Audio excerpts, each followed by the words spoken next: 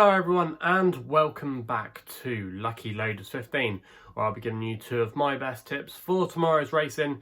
Now before we get stuck into that, I've just got a couple of things I want to run through with you. First of all, if you haven't done so already, make sure you listen to the latest In the Saddle podcast, where I was joined by my co-host Mark Karofsky, and this week as our special guest we had Rain It In Racing's Sam Martin, where we were discussing and reviewing all the action over the Christmas period from Kempton and also as well Leopardstown, and it also as well included a few anti-post bets for the Cheltenham Festival, and I'm really keen on one for the Mayor's Chase. By just saying that, some of you have already probably guessed who it is, but if you want to listen to it, we've got links in the description box below to all good podcast platforms, including the likes of iTunes, Spotify and SoundCloud. So if you want to listen to it, just hit one of the links in the description box below. Also as well, in that description box, you might see a link to the latest Happy Valley preview I recorded with Hong Kong racing journalist Shireen Wu, and also as well I was joined by my co-host from the In the Saddle podcast, Mark Karofsky. We've been doing a few of them now on Shireen's YouTube channel and been firing in quite a few Hong Kong winners. Last time I was on her channel just before Christmas, I tipped up a 9-2 winning nap out there, and also as well we had another nice winner. So yeah, if you want to watch that, just hit the link in the description box below and we go through the triple trio of races at Happy Valley tomorrow. So yeah, looking forward to seeing how those selections get on. So just hit that link in the description box below if you haven't done so already. And also as well, before I get into the tips tomorrow, I quickly just want to review our only selection of the day. I didn't really fancy too much today. It's a shame now, as we've had a lot of rain here in the UK, and also as well the cold weather. Some of the jumps meetings are starting to be called off, or at least they're having inspections anyway, and there's been a few meetings fallen victim to the weather this week. Where I am actually based in the New Forest in Hampshire, I haven't actually seen a drop of rain or seen any frost for the last several days now, so I must be in a bit of a bubble of my own here with the weather. But yeah, it's a shame that we're losing a few of those jumps meetings, but there's going to be some good action on Saturday, and fingers crossed all the meetings can go ahead there, where we'll have the Welsh National, we'll have the Lanzarote as well at Kempton. Lots of good races coming up thick and fast over the next few days. So yeah, we're going to be focusing on the all-weather action, but like I said, I should just review the nap there. That was Capriolet today at Wolverhampton. We put her up at 6-1 each way. Didn't really fancy too much today, and in the end we were rewarded with an each way place profit, as Capriolet finished in second place in the end. The winner, Gavi de Gavi, just got the first run on us. You know, we were out the back, which I thought was a little bit strange. I don't think the race went quite to plan as Tom Marquand wanted it to. He normally, when he's ridden this filly in the past, likes to be up there with the pace, likes to be handy, but she was right out the back for the majority of the race, and she finished strongly in the closing stages. We know she had the stamina for slightly further. She ran over 10 furlongs last time. She dropped back in trip to the mile today, which probably would have suited her if she'd been placed a little bit more handedly from the get-go. You know, she got shuffled back, and in the end she just had to settle for second place. And like I said, the winner, despite getting weight from our selection, did get the first run on her, which I think ultimately did pay to Capriolet's chances. So we did get a little bit of profit back on it, but nothing major, nothing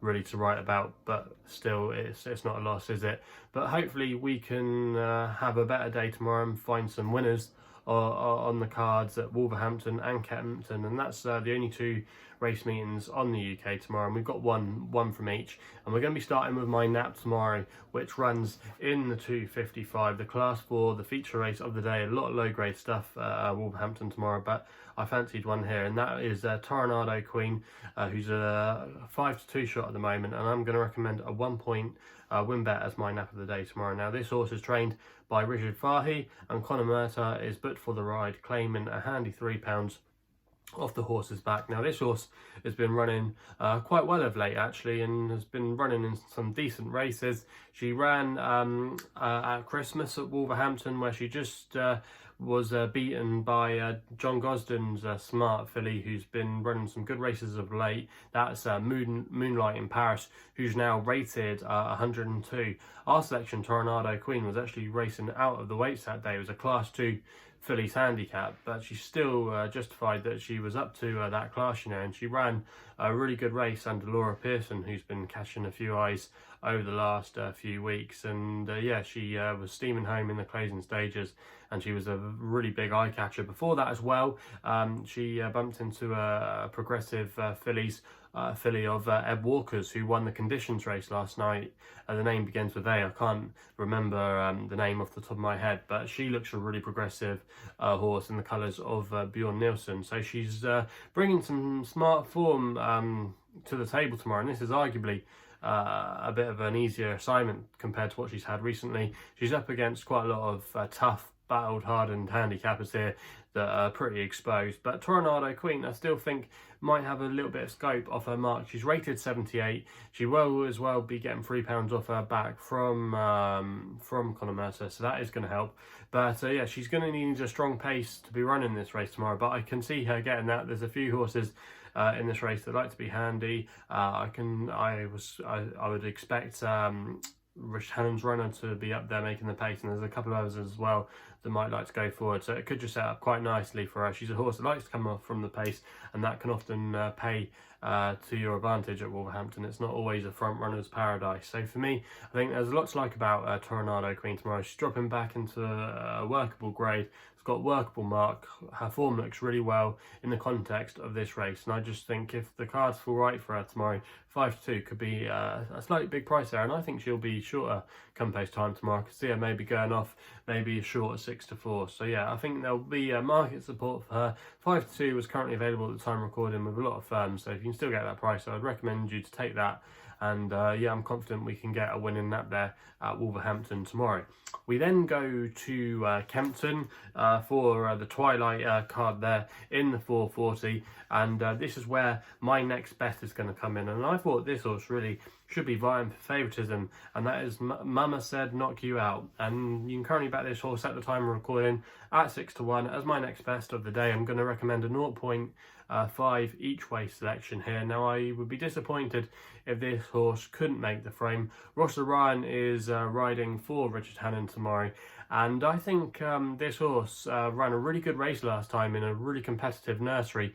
Now, when she was running this filly last year, she was running in nurseries because she's a 2-year-old, but as she now turns 3, as they do in the calendar year, this is a 3-year-old only handicap, so she's taken on a lot of she is going to be taking on the same age of horse in this race, and she's been competing against some of these recently. But yeah, if you go back to that run at Lingfield when she finished in 3rd place in the nursery there, that's a really strong piece of form, because the winner of that race, Obtuse for David Evans, has subsequently gone on to win their next 2 starts, and their form looks quite good. Also as well, in one of his most recent wins, Obtuse beat a horse that's going to be opposed in our selection tomorrow called Black Sparrow, who was well beaten in that race, and we're going to be slightly better off the weights with that one as well. And our selection, when they took on Obtuse, had to give quite a bit of weight away, so that's another encouraging sign there. Also as well, the 2nd place horse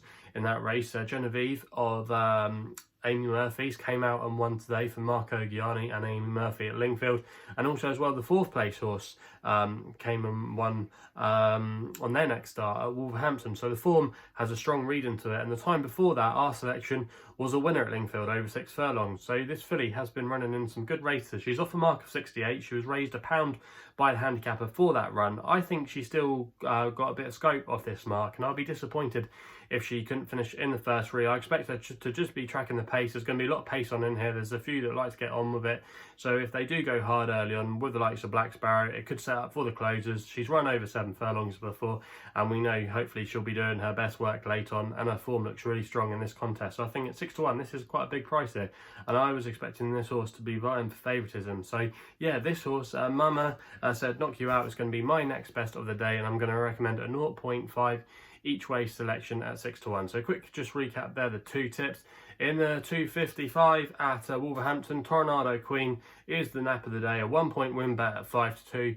And then the next best in the 440 at Kempton is Mammasaidknockuout, 6-1 each way, 0.5 on the point system there. So yeah, they're the two tips for tomorrow's racing. If you haven't done so already, please hit the subscribe button. I really appreciate all the support you give me. Also as well, if you want to follow me on Twitter, the best place to do so is there, where you can use my handle to follow me, which is at LuckyLoader15. And if you want to know a little bit more about myself and about my career in racing, my website is www.chrisloaderracing.co.uk. So please game responsibly. Hopefully we can have some winners tomorrow, and we'll be seeing you soon.